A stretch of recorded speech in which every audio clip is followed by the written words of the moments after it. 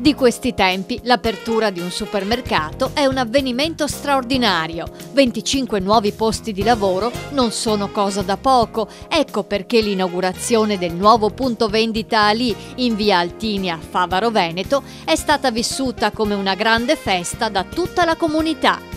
Questo meraviglioso supermercato si inserisce in una riqualificazione di tutta l'area, sia in termini di sicurezza, di servizi e di tutto. È un'area servita ampiamente da parcheggi ma anche da servizio pubblico.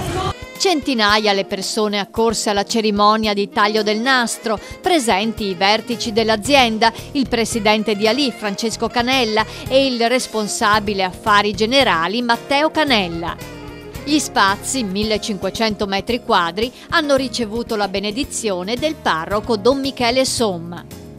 Il gruppo padovano vanta oltre 40 anni di storia nella grande distribuzione e questa di Favaro è la prima apertura da inizio 2015.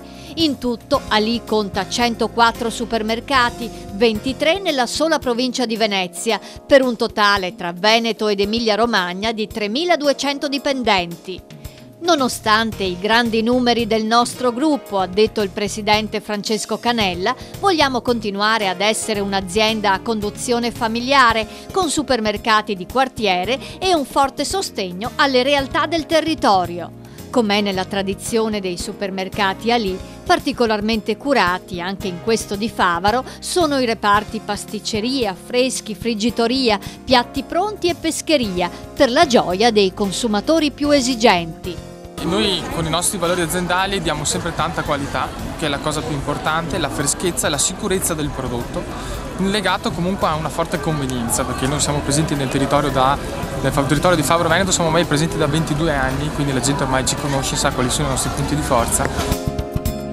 La festa al nuovo supermercato Ali continuerà ancora per qualche giorno con omaggi e animazioni per bambini. Inoltre, fino a mercoledì 25 febbraio, per tutti i clienti la colazione è gratuita.